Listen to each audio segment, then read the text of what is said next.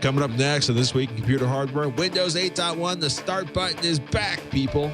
NVIDIA's GeForce GTX 770. Where's the price drop on the 680? Xbox versus PlayStation 4. We're done talking memory now. Razer's building gaming notebooks and an awesome case with cooling fins. All that and more coming up next on Twitch. Netcasts you love. From people you trust. This is Twit. Bandwidth for Twitch is provided by CacheFly at CACHEFLY.com. This is Twitch, This Week in Computer Hardware, episode 220, recorded on May 30th, 2013. New GPU, where's the price drop?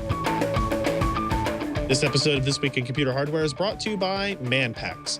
Manly goods on a schedule. Get started today and have underwear, socks, toiletries, shaving supplies, and more delivered to your door. Visit manpacks.com/twit and get $10 off your first order of $30 or more, or buy a $50 gift card for $40.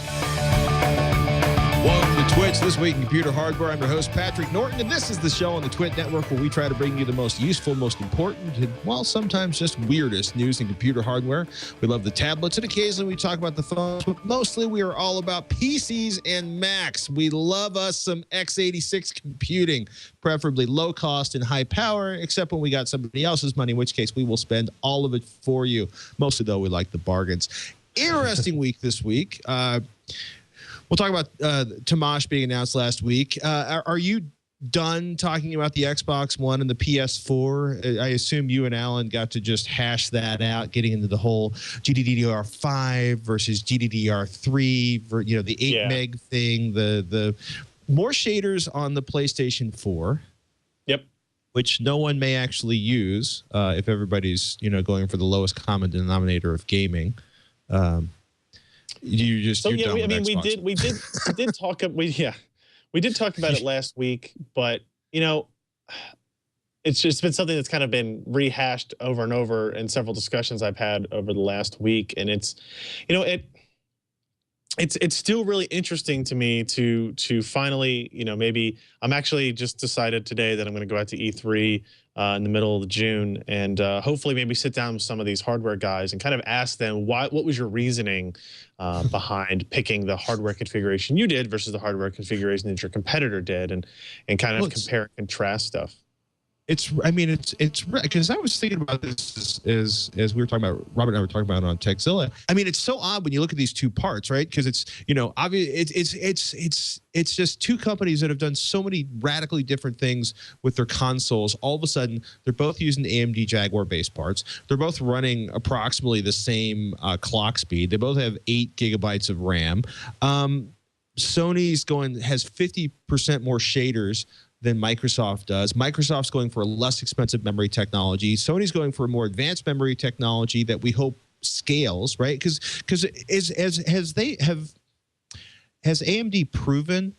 I apologize, I cannot remember. I keep wanting to call it hyperlinking, but obviously that's no. The pooled memory resources between on the APU between So you're talking about like a shared memory structure between the CPU and the GPU. Yes. It's interesting about both designs, the AMD design and the Sony design and the Microsoft design. Neither of them are actually fully HSA compliant, HSA being the heterogeneous systems architecture, which means they don't actually have completely natively shared memory systems. I guess I'd say memory address spaces. Really? That's actually like the next generation of APU that will be coming out from AMD. Now, I don't think that matters so much for a gaming console because, the compilers, the development engines and that kind of stuff that are built by Sony and built by Microsoft in order for developers to code for it will be, super tuned for that platform and that kind of stuff. So I don't think it's a huge loss that it's not. I mean, they're still able to share memory. It's mostly going to keep people from running, Linux on it, right? Yeah, well, that's one. Yeah, that'll definitely be one of the things they prevent from doing that. Although we'll be curious to see if people can hack it and put like regular Windows on it and we can like perform and benchmark, things differently that way. It would be really cool to do. I say 6 weeks. 6 weeks before it's cracked and running. I think I think you're overshooting it. I'm thinking it'll be in the days. Really? Days, yeah. I mean, it's just my x86, right? I mean, what can they do? So, but getting back to the memory choices. Yeah. So the difference of GDDR5 and DDR3 plus an SRAM that Microsoft went with. The GDDR5 is a higher bandwidth. I think it's like 170 something gigabytes per second. It's been rated at for that, but it's a little bit higher latency. But on a GPU, that doesn't really matter because you're constantly feeding it data. The bottleneck is not latency for branch mispredictions. It's the bottleneck is always how much data can you give me as quickly as possible. So it doesn't really affect the GPU, but it'll be interesting to see how maybe that memory interface affects the CPU x86 processing portion on the PS4 versus what Microsoft did, which was they went with a standard DDR3 architecture, very, very similar to what you have on any APU today, like Trinity or the upcoming Richland parts and that kind of stuff. They use a common memory interface that is a DDR3 interface, but Microsoft has added an SRAM. I think it's like 32 megs of essentially another level of cache on the part, somewhat similar to what they did on the Xbox 360 with the AMD graphic system that they use there. So they have a lot of experience with that. Obviously, they liked the results. I've heard some theories that having this static RAM, this SRAM on board actually allows them to do the context switching more quickly, so they can switch between, you know, their big push is now you can switch between TV, now you can switch between games, now you can switch between different apps and that kind of stuff. And that might improve that. Whereas Sony's is purely for raw compute performance, raw gaming performance, GPU performance, that kind of stuff.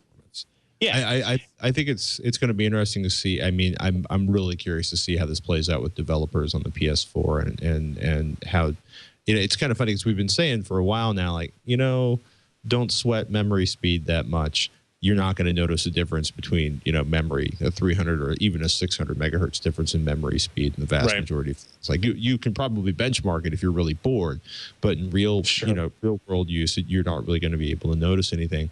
I'm really curious how this plays out for Sony. Yes. Yeah. The only thing I would say that is true on a CPU architecture, but on GPU architecture, if you look at some of the lower end parts, like NVIDIA released the GTX 650 or the GT 650, with you could either get GDDR3 memory or you could get GDDR5 memory. And even with just that being the only difference, you know, in the associated clock speed and bandwidth differences, you could actually see noticeable performance differences going between them. So that's why, you know, I can't imagine there's going to be a huge difference between them. So I do believe that the Microsoft's implementation of the SRAM on their part is going to make up for a lot of that bandwidth limitation you get by going with DDR3 over GDDR5. One of the things that's been postulated is that Microsoft will probably be producing a less expensive box and therefore more mass merchandisable, more likely to be accepted by the masses? Question mark. I mean, it seems like. Or is the price difference between DDR3 and DDR5 less significant? I mean, the price differences are there. GDDR5 is definitely more expensive, but you know, the cost of that SRAM, I don't know what that's going to add into Microsoft's equation as well. You know, I'm going to assume if the SRAM is built onto the die, which I assume it is, that the Microsoft chip may actually be a little bit bigger than the PlayStation chip, even though it has more shaders. Because if it doesn't have any huge caches on it or something like that, then the 32 megs of memory or whatever it is, maybe it's 64 megs, should take up significant die space, I guess, all things considered. So in terms of heat, I think the PlayStation one will generate more. So it will probably have to be either a louder system or a larger system, which is hard to think of because when you saw the Xbox One, it's a pretty big machine, pretty big blocky. Actually, I think somebody had like one of the original Toshiba HD DVD players. And they like put a marker on it and wrote Xbox One on the top of it and then like posted that. and it was like, wow, it's pretty close. Little color scheme matching there and everything. Oh, it's funny though, because there's a, obviously the red ring of death looms heavily in the recent history of Microsoft, and it's a big, well-cooled, spacious, airflowy kind of box. I mean, they obviously were thinking about the thermal design points on this and making sure they were more than adequately met. And it looks like it's stackable, although literally half of the console is set up for airspace. In any case, I just wanted to ping you on that. Apple announces a new $229 16 gigabyte iPod Touch with a 4-inch Retina display, no rear-facing camera. Apparently, the fine folks at Apple have sold 100 million iPod Touches. Just in case you thought that was dead. And the other odd news this week, along with the iPod Touch, is that Razer has moved into gaming notebooks. Did you catch up? Did you see this one? They were actually showing this off in San Francisco, and let me copy a link into the show notes. Anandtek's got a good write up on it. Essentially, Haswell-based Blade and Blade Pro gaming notebooks. Okay. Oh, so this is sounding familiar? Yes. Or you bored with it already? All right, fine. Well, I thought it was interesting. From mice to gaming notebooks, I thought was a pretty big jump. Although the truth is they're essentially manufactured in the same way as that you put together your spec, you take it to an engineering facility or a manufacturing facility overseas, and they build it to your spec, hopefully extremely well. Razer's had really good luck with their product, I think. Although I personally find some of their mice completely unusable.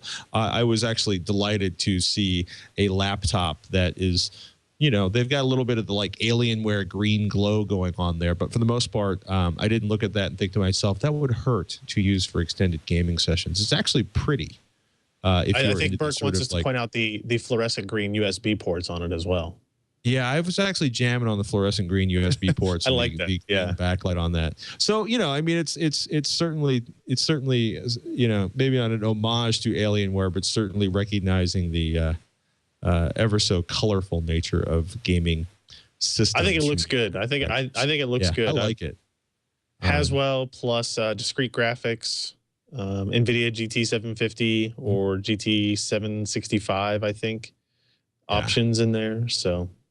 Yeah. Haswell, that's one of the biggest round of rumors around Haswell lately is that suddenly Haswell is going to produce 50% battery life boost. That I read. I think that will be the case in very select instances. Okay, but I mean, you're not going to take the same kind of design that's going to go from 5 hours to 7.5 or 8 or something like that. And there will be some instances where it will. I think the biggest claim for battery life improvement is the whole idea of connected standby and the fact that you could have fresh data, as they call it, instantly when you turn on your machine. And you can have, I think 10 to 14 days of connected standby time on machines with the new sleep states that Haswell will have. So that's pretty cool. New sleep states. Yeah. NVIDIA GeForce GTX 770, the GK104 speed bump. Mr. Ryan Shrout, you wrote that up for PC Per. What is the word on the latest shiny from NVIDIA? So last week you missed us talking about the GTX 780, which was a GTX Titan that they cut off some of the processing to, took the memory from 6 to 3 gigs and sold it for $650. Oh, practically in my price range. Practically. The GTX 770 is actually going to sell for $399. So $50, $40 to $50 less than the GTX 680 as it currently sells. And here's what's interesting is that the GTX 770 is essentially the exact same part. In fact, a week ago, 2 weeks ago, there were actually firmwares kind of floating around on the internet that said, hey, if you install this, if you flash this to your GTX 680, you can have a GTX 770. And it's the same GPU, 1536 shaders, 256-bit memory bus, 2 gigs of memory or 4 gigs of memory, optional depending on what the add-in card vendor wants to do. And the clock speeds, you get a very modest bump on the core speed by about 40 or 50 megahertz. And then the memory clock goes from 1500 megahertz to 1750 megahertz. So that's a pretty sizable jump. It goes from 6 gigabits per second to 7 gigabits per second. So are you telling me if I want 2/3 of a Titan, all I need to do is buy a 680, track down this firmware on the internets, and install it, and my 680 will perform like a 770, which is two-thirds, three-quarters of a Titan. Well, see, here's the thing: the performance difference between a 680 and a 770 is like 5%. Right. It's very minimal. What's the pricing difference? That's what I was actually just looking up, because I was curious if the 680s ever went down in price, because like I said, 680 and 770 are essentially the same part. The 680 is going to go away. So I'd expected to see 680s kind of selling for a lot cheaper, and they're not. Looks like there's one for 420, but then you've got 440, 450, 460, which doesn't make any sense to me why you would pay for that now at this point if the GTX 770s are also on Newegg.com for $399. Maybe because vendors haven't sold out their stock yet, and they're refusing, or maybe they don't have any 770s to sell, and they won't start dropping the 680. Newegg has a bunch of them listed, like almost a dozen or something like that. But it's very odd. So it's like one of those things where what should happen is NVIDIA should discount that GPU to those add-in card vendors so they can sell through stock. And, you know, the 680 should be $380 or $370 or something like that. And we should all move on our merry way, because the 770 is great. I mean, it's a great deal because you're getting a little bit more performance for $40 or $50 less than you would have gotten it for last week. And what it does in that respect is it puts pressure on AMD now, who has the Radeon 7970 gigahertz edition that was also selling for about $450. And now with that 5% to 7% difference, you see the 770 just kind of creep up with the 7970, maybe a tiny little bit above in some games and a tiny little bit behind in other games. But the benefit that AMD has is they still have this huge software bundle where you get like, I think if you buy a single 7970, you still get like 4 free games. So, nice. And as of today, the prices are still $450 for the 7970 gigahertz edition. So the idea is this $399 GTX 770 will kind of push the other GPU prices down, the 680s that are going to go away eventually, and then the 7970 products. And then we all benefit from lower priced graphics cards. We just haven't seen it yet. And that's why last week you weren't here, but I was aggravated because when the 780 was released at $650, it is doing the exact opposite of that supposed trend of releasing higher performance part at the same price range, pushing everything else down. What NVIDIA did instead of that was kind of fill in a blank spot. This could be a sign that NVIDIA and AMD have been watching This Week in Computer Hardware, and they are tired of us. They're recommending people wait to get the best deals on performance. And they've decided to change their entire pricing model just to screw up us and our standard advice. I'm going to hold my breath, but it's a nice theory. AMD Opteron X-series, low power for micro servers. This is like hot on the heels of Tamash. Josh Walrath wrote this up for PCPer.com. Convenient parts, Jaguar and GCM will be branded Opteron X-series. So far, there are 2 announced products. One utilizes the onboard graphics portion, while the other has the GCN-based unit disabled. The products have a selectable TDP that ranges from 9 watts to 22 watts. It's a pretty big range. This should allow the vendors to further tailor their chips to their individual solutions. Are these going to be found in like giant blade server operations? Yeah, so think of the same environments that we were talking about ARM servers going into, like that whole idea of putting, you know, Cortex A15s into these micro server environments. The same kind of idea would be with these kind of low power designs, right? So even Intel, with their Silvermont architecture, has plans to release a micro server version of that architecture as well, because it helps with some virtualization tasks and that kind of thing. It just makes some things easier, even though, you know, the performance of Jaguar and GCN is obviously not as high as what you get with a top-end Opteron or a top-end Xeon or something like that. It just allows hardware vendors, server vendors to be a little bit more nimble, create some interesting designs. The benefit, obviously, that you have with something like the Opteron X-series is that it's x86. So the whole world knows how to, you know, write server code for x86 designs. You can run Linux on it right away. You can run Windows on it right away. Whatever it is that you want to run on it, you can do that. Whereas when you get into the ARM ecosystem, that's not necessarily the case. There's a lot of libraries and resources that aren't necessarily converted over for that yet.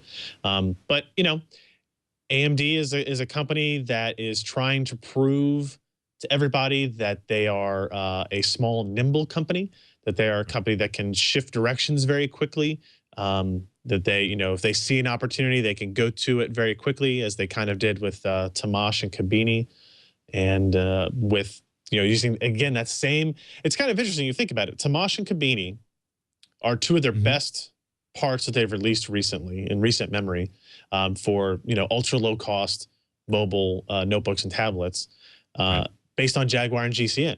PlayStation 4 and Xbox One based on Jaguar and GCN. This Opteron X-series part is based on Jaguar and GCN, right? So they say, here, we've got a good architecture and a good system. Let's put it to use in as many places as we can while the iron is hot, I guess. That sounds smart. Yeah. And we want AMD to be successful because they will apply pressure to Intel and actually perhaps ARM and NVIDIA and everyone else, and help us to keep, well, to help the market for computers to be affordable, to help keep prices down, to help keep competition up. Go AMD. I'm in love with the Surus 7 Nimbus PC, the SFF Nimbus PC. Tim Berry wrote this up for PC Per.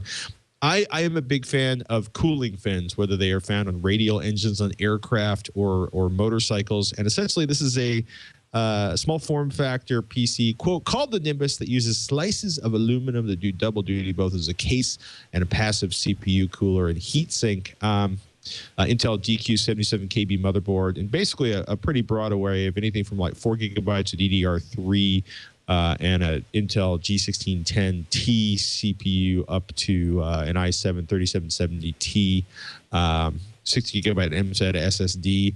And I haven't found out the maximum memory on this, but it's a really cool picture where they show you, essentially, it's a fanless design. They've got a tight little dense motherboard packed inside this really nice looking aluminum case. And if you scroll down a little bit, Burke, you'll see this crazy shot of the motherboard outside of the case. And essentially, it is just a dense box of cooling that attaches to the heatsink there. I'm excited. $640 US, 499 euros for the base model. That's kind of pricey. For a fairly inexpensive machine. Yeah, it is. But it's incredibly pricey. I like about this is that you can add layers to it as you increase the TDP of the processor that's going to cool. So, they're saying right now we support 17 and 25 and maybe the 34 watt parts, but there's no reason why, by adding a little, more layers of aluminum, because they just stack on top of each other, that you're essentially making the heatsink bigger, and there's no reason they couldn't support up to like a 65 watt processor. Just your case gets bigger to do it, obviously. But it's kind of a cool little Lego frame. I think it's cool. And also, I just noticed on the Surus7.com blog page that they have the release has been delayed by at least a month till the end of June. Says Surus 7, our preparations are in full swing, but unfortunately we cannot keep the planned release date. And there's a really cool little animated GIF there that shows the sort of construction of the Lego-like construction of the case. Built like a sandwich. The return of the ergonomic. We rarely talk about ergonomic anything on this show, which is a pity. Oh, there's the Surus 7 stack. Bring it back up, Burke. It's so pretty.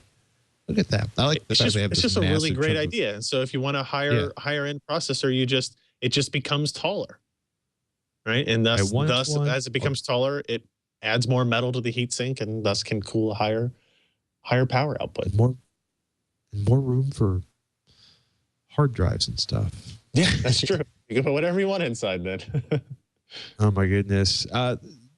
Ergonometric keyboards haven't gone away. They're just harder to find than they used to be. Jeremy Hellstrom wrote up the return of the ergonomic. I'm going to try to say ergonomic just once. There, I said it. Okay, the return of the ergonomic keyboard. For some reason, I see ergonomic and I want to say ergonometric, which I'm not entirely sure is even a word. But the return of the ergonomic keyboard. This time it is mechanical. So it's like Cherry MX Brown keys in an ergo keyboard layout with a pretty unusual split layout on that. I don't know if you can see the link in the show notes I added, Burke, but it was written up by LAN-OC. Quote, when it comes to ergonomic keyboards, there are only a few to pick from, and for the most part, all those are rubber dome keyboards. Ergonomic mechanical keyboards are really limited to 2 different models, one being the truly ergonomic, and they take a look at it. It's an interesting keyboard layout, because if you take a look at that center chunk of keys there, yeah, it is it's like the backspace and the enter and the delete. Yeah. So I think it's a weird. really... Yeah, you know, it's a pretty serious commitment you're making there, and as having had a friend who basically destroyed both his wrists programming, and uses the kind of basically a keyboard where he manipulates his fingers in one of 4 different directions to pick letters. So basically, his hands plug into this box, and he moves his fingers in 4 different axes to select letters and keyboard combos and numbers and characters. I've known a few people that have blown out their wrist because they started computing when keyboards really sucked. I think ergonometrics is important, and ergonometrics in your workstation is important on using a keyboard tray. And perhaps someday we should do an entire episode on that, but I don't think it's ever going to happen. Epic Games. What is with Epic Games being so disappointed by the PS4 and the Xbox One? Why they didn't actually say that. They didn't actually say that. But it was an article written up by Scott on our site that talks about basically, I think it was 18 months ago or somewhere around that. Epic came out and said, this is what we want to see in the next generation of consoles, right? So about 3 years too late to actually impact the design spec for the consoles. Maybe. They put out their list of demands. They put out a list of demands essentially, where they said, this is what we want. This is the kind of performance we want. This is the type of quality we want in order to make the best engine we can for the next generation. They apparently came up fairly short of that. So yeah, they wanted like 2.5 teraflops of compute performance. What they got was less than 2. So not that great. And then this was kind of accentuated when one of the EA's CEO came out and said that the Xbox One and PS4 are a generation ahead of highest end PCs on the market, which immediately created a storm of anger and hatred from the PC gaming market, DIY market, right? Saying, how can you possibly say this? And then Mark Rain, who's the CEO, I think, still at Epic Games, sent out a tweet quoting that EA executive and then saying, no, they're not. I call BS on this one, right? And so kind of in a not so subtle way saying, yeah, quit talking out of your butt, right? They're better, but they're not great. They're not the fastest thing out there. Think about the PlayStation 4 has 1,152 shaders in it, while the HD 7970 has 2,048 of the same architecture. It just has close to double the graphics performance on that system. Now, PS4 could still be a great deal if it comes out like $400 or something, right? And it'll be great performer for that for a certain amount of time going forward. But they have to live on a longer life cycle than PCs do, right? Consoles are going to last 10 years. So I would say Epic, of all of the developers that I have had interactions with, is the most outspoken in terms of this type of thing. And I think they were genuinely hoping that their demands, not their demands, but their hopes for what the next console generation would be met, and they could do certain things with it, and they just haven't been met. So they had to scale back on some of these things, right? So it's actually interesting if you look at that story that Scott posted. He's got an animated image there that shows the difference between a particular demo that was shown on the PS4 when the PS4 was announced, or a little bit, I think when the PS4 was announced, versus when it was on the PC. And the PC demo was actually shown quite a while ago, up a little bit more to the animated one with the fiery looking god thing. So, it's, they're gonna have to scale back a little bit. And the whole, I think one of the things we hoped, especially on this show and PC gamers in general, was that the consoles would be more powerful, so that falls back onto PC gaming as well, right? So it seems like that will be a shorter period of time of they're vastly more balance. powerful. They're just still vastly less powerful than the top of the line gaming PCs. Yes, I don't know if yes. I don't know if I'd say vastly less powerful, but it's like, you know, 1080p gaming is not that strenuous compared to like, Agreed. you know, what it takes 4K gaming. So I believe that a PS4 when it ships, let's say November, will match maybe like the performance of your kind of $600 or $700 PC. It will probably sell for $400 or something like that. So, you know, it will be a good value hardware wise and gaming wise, performance wise for probably that first year. And then as happens when hardware stays static, is it starts to get behind again. So we'll see. We will see. And hopefully, like I said, I'll be at E3 in a couple of weeks. Maybe somebody will answer it. Probably not likely, but maybe somebody will answer it. Windows 8.1 can boot to a desktop and has a button. The preview version of 8.1 is supposed to be released at the Build Developers Conference June 26th for my birthday. For my birthday, Microsoft is bringing back the start button in the desktop to Windows. So pretty good write-up on, well, one actually, Paul Thurrott actually, no, actually I'm clicking on the right window. There it is. You guys linked to Paul Thurrott's story, didn't you? We did. Or am I? Okay, I was going to say, yeah. And I'd also like to thank everyone who helped me understand it is Paul Thurrott, not Paul Thoreau. But Mary Jo Foley has a bunch of information. Paul Thurrott has a bunch of information. And then like a day later, after I've been tweeting all this out, blogs.windows.com releases a long blog entry continuing the Windows 8 vision with Windows 8.1. And that's quite a few comments on it too. Yeah, you think? Windows 8.1 will advance the bold vision set forward with Windows 8 to deliver the next generation of PCs, tablets, and a range of industry devices and the experiences customers, both consumers and businesses alike, need and will just expect moving forward. It's Windows 8 even better because it's Windows 8 without the people whining about the missing boot to desktop feature. Right. And I like Windows 8. I actually like Metro. I don't use it very often desktop. No. But a lot of stuff going on. I'm really curious what the actual final ship date on Windows 8.1 is going to be. But I'm going to see if I can scam a copy of that from the Build conference.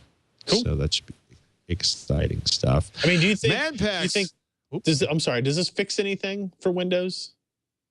Does it? I don't think Windows is that broken. I mean, it's kind of funny. I mean, that would be a Mary Jo Foley question because I was not, you know, there's been so much, nobody's using Windows 8. Windows 8 is broken. The adoption rate is horrible. And it's like, well, you know, PC sales are horrible and it's a different market right now and a lot's going on and tablets are on the rise. So, you know, it's, you know, sometimes you do something that irritates some of your current customers now so you can have all the customers later, ? You know, I'm kind of curious, like, you know, I think it was Anand over at Anandtech who commented like, hey, are we seeing the beginnings of, you know, the Xbox as being a platform rather than just a console and what that means overall to Microsoft and how they handle things and how it, you know, it's just there's a lot of stuff going on at Microsoft because they have this, you know, they have this huge thing going on with the Xbox, they have this huge thing going on with the Windows desktop, and they're trying so hard to break into mobile,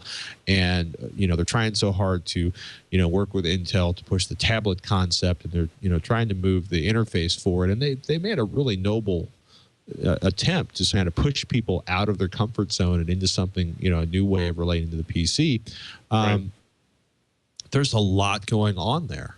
You know, meanwhile, Google's doing things like, you know, moving to entirely different elements of computing. Not so much our CTO, Rob DeMille, was pointing out is not so much in the fact that they strapped a computer to your face, but the fact that the entire relationship to the computer in that situation is essentially based on events. it's just there's a lot going on in computing right now. Microsoft's not hurting for money, and I think Windows 8 is probably going to do a lot better than people give it credit for. I've been wrong before, but one thing I am not wrong about, ladies and gentlemen, is Manpacks. Pretty good stuff, right? You're a dude. You have things to do. Maybe you hate shopping. Ryan, you are not a shopper by nature, are you? Absolutely not. If I'm not going into a store knowing what I want so I can leave immediately, I'm not going. I will spend hours shopping for the sheer unbridled joy of staring at stuff that will never fit me. But generally speaking, I still manage not to have, socks without holes in them. Going into the grocery store to find shaving cream makes me want to beat my face with a stick, which is a poor substitute for shaving with or without shaving. And it's pretty cool, right? So the idea is Manpacks is going to provide you with things you need. They're going to ship them to your house. They're going to make it super simple because they're only going to stock what they've kind of vetted as quality goods. And you will have socks that are not worn out. You will have fresh underwear, which, trust me, you may not realize you need, but ask the ladies, ask the guys you live with, the ladies you live with, whoever's in your life, trust me, they would like to see you in fresh underwear. They would like to see, if not necessarily fancy underwear, but underwear that doesn't look like you've been living in it for a couple of years. So Manpacks is really cool. Thousands of men have already signed up. You don't have to shop your manly basics again. It's a start at stop and change it anytime subscription for your basic essentials. They give you a reminder before your shipment so you can say no or you can change things. But basically, every 3 months, you get a care package from Manpacks. Instead of mom sending you fresh underwear at college, which, dude, you really should have had handled by then, they are going to send you what you pick, whether it's shaving cream or additional razors or your underwear, your sock selection. It's really, really, really, really, really cool. They've I like ex officio boxers, which they actually have. Burke's, of course, going to show the terribly clingy kind, which I will not wear because, quite frankly, there are certain terrible things that just not need to be seen in the world. They've got some excellent razor options. They've got everything from old school safety blade razors to, the latest 42 blade wonders. I exaggerate slightly. And it's cool. Basically, you set it up. They give you a heads up that it's coming. You can change it if you need to, and you have staples without having to go through the trauma of going to REI for my boxer shorts and Costco to buy razors, and Costco doesn't stock. You know what I mean? It's neat to actually have it all show up. I got a Manpack. I was excited because it was full of razors and boxer shorts. It's cool. This is the promise of the internet, right? Never having to leave to do mundane, dumb things. Solving cancer and curing disease and enabling the individual to prosper. No, the internet is all about not having to leave the house and have fresh underwear. I mock because I like it. Back off, people. Manpacks.com/twit is the website. You get one of 2 exclusive offers as a Twit listener, as part of the Twit family while you're listening here on Twitch. $10 off your first order of $30 or more, or you can score a $50 gift card for $40. Ladies or men in the audience, if you want to tell somebody that it's time to upgrade their underwear, perhaps a Manpack is the way to do it. Manpacks.com/twit. We want to thank Manpacks for their support of This Week in Computer Hardware and for delivering delightful boxes full of incredibly useful stuff. Indeed. TWICH twitch@twit.tv is the email address. We love answering your questions. And we got a kind of a big one about monitor mounts from Jason. He says, hey guys, Jason from Ohio here. I know what you're thinking, but yes, there are some nerds hiding in between the cornfields. Dude, they're not hiding. They're proud, and they're kicking my ass online and gaming. First, the obvious, love the show. You guys always teach me a little bit of something new each week, which is greatly appreciated. Thanks, Jason. We'd like to hear that. On to my question. Well, it may not be exactly hardware related. I'm hoping you can help. I'm currently wrapping up the print and carpet of the man cave basement and have been starting to think about workspace design. Currently have 2 22-inch monitors and was hoping to throw a third in the mix. However, I would prefer to put them on a single triple monitor mount. Problem is there aren't that many to choose from. I figure this would be a more common one, but there just aren't that many in the places I'm looking. Newegg and Amazon each have a single stand with mediocre reviews. Any pointers on where I would be able to find some solid options, or am I just trying to do something uncommon? Thanks for any advice. Triple monitor mounts. It's kind of funny because they're, nice ones are expensive, and cheap ones don't necessarily hold your monitor up very well. But Right. eBay actually has been a pretty good source of computer monitor mounts. Let me see. I'm confused. He says he looked on Amazon and he only found one. Okay, I think he's I trying to see. find triple I see monitor. several. Several There's triple one, the monitor mounts. Ergotech triple horizontal. Uh-huh. $220, 4.5 stars out of 5 stars on 66 customer reviews. Supports 25 pounds per pivot. And what's the monitor size here? Come on, information. Oh yeah, I can go up to 24. So he's looking to get up to 28 inches. Wow. So yeah, mostly good there. You know, there's 46 5-star reviews. So I mean, that seems to be pretty good. I will agree that I have 2 different 3-monitor mounts here, and they just seem to vary in quality. One of the things that I've always had trouble with is getting all 3 displays to line up exactly correct. It's a nightmare. It's not as easy as it should be. You know, if one is hanging just, you know, a 1/4 of an inch lower than the other, like the bezel is just a 1/4 or a 1/2 inch lower than the other, that's going to annoy the crap out of you. So you got to make sure that, you know, follow all the directions, that you're tightening the bolts in the right order, so that they're kind of, you know, all on the same playing field in that regard. I mean, 200. The problem I kind of have with these triple monitor stands is they're kind of expensive. I mean, this Ergotech triple is $220 with free shipping. So that's actually not too bad, actually. And that's a desk stand one. I found one that it's kind of funny. I'm a big fan of the human scale monitor mounts, which occasionally show up on eBay really cheap. One you're looking at right now is the triple LCD monitor desk mount stand, heavy duty adjustable 3 screens up to 21 inch, which of course won't work. In this case, I missed that 21 inch part at the end, but it's funny because, like, you know, if there's any kind of play, the downside of it's for an HDTV. If you're going to mount an HDTV and walk away from it, you can usually get some fantastic mounts for not much money. And we were talking about that on AC Nation the other day, and it was interesting because, you know, it's when you want to start to be able to move and position things that actually spending more money gets you some really useful stuff, like joints that don't wear out immediately or that don't flex under the weight of the monitor, or worse yet, flex unequally under the weight of the monitor, or multiple joint systems where the entire thing starts to bend, but it bends more on the outside armatures and less on the inside armatures because the outside armatures are longer and provide more leverage. It's really frustrating. If somebody's getting, you know, a fair amount, because one, there's just not a lot of people buying triple monitor mounts. And two, you know, go with what Ryan said. If somebody's getting decent reviews on Amazon, that's probably a safe bet at this point. Yeah. I think the one of the ones I have here is an Ergotech. It's one that the 3D Vision displays are actually connected to, and it's one of those things where to get them at the same level, you're going to have to, you know, set them all up, pick one that you think is perfect, and then like kind of minutely adjust the angle to the VESA mount on both of them and that kind of stuff. But it works well. It's sturdy. It's held up. It hasn't broken or anything like that. And I move mine a lot from desk to desk, you know, with like pushing the monitors together and kind of lifting it up. So if that's not going to do anything to it, chances are just sitting there won't do anything. But you could always look into custom build, like if you're handy, you know, get some lumber and you know, build it to suit yourself.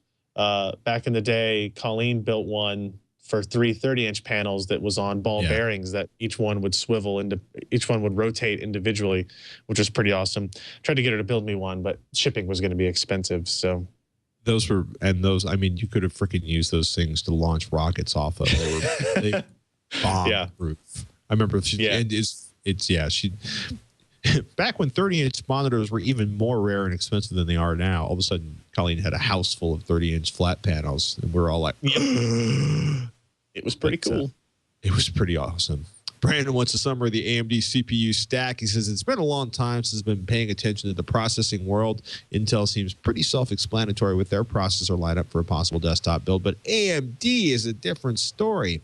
I understand that AMD has fallen, but that's all I used to, excuse me. I understand that AMD has fallen just sounds even crueler than us talking about AMD. I understand that AMD has fallen, but that's all I used to buy. Not to mention, I like the Underdog, but their lineup with the FX A-series and a black edition is all over the place. Can you give me a brief summary of it? Thanks, guys. Loving the show. And I was thinking like AMD CPU stack, like we're going to talk about the arcane underpinnings of how AMD processors make their decisions. And what we're talking about is the arcane naming system that has been cobbled together by AMD. Yeah. So for the desktop market as of today, there's really only two product categories that you need to be aware of. They have the kind of bulldozer-esque processors that are just go by the name the AMD FX series, just the letter F and the letter X. Those are 6-core and 8-core options. Those are they don't have integrated graphics or anything like that. They're simply processors. I think they have 8-core up to, let's see, the FX 8350 goes up to I think 4 gigahertz, 4.1 gigahertz, something like that, with its turbo speeds. Yeah, 4.2 gigahertz with turbo. So that's kind of one section. The other section is your APU lineup, and that is typically a quad-core processor based on the same type of architecture, but then you get GCN. Well, with Trinity, you get GCN graphics. You get you get integrated graphics. It is actually better than what you get out of Intel. Now, the downside of that is that it's a slower CPU side.